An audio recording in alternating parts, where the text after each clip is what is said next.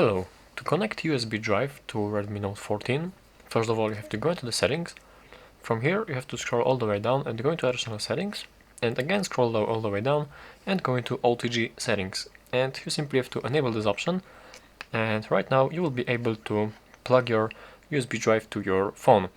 And you simply need the pen drive which has the Type-C port right there.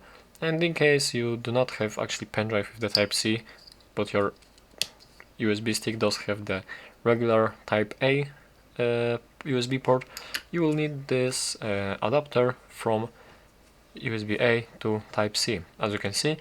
But I actually do have this Type-C right here, so simply after enabling this OTG connection option, you have to insert your pen drive to your phone into this USB port.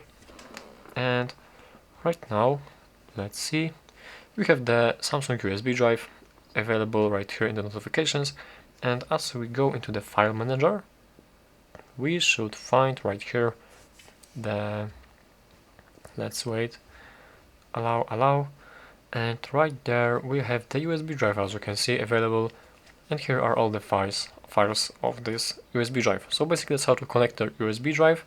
And yeah, thank you for watching, and please subscribe.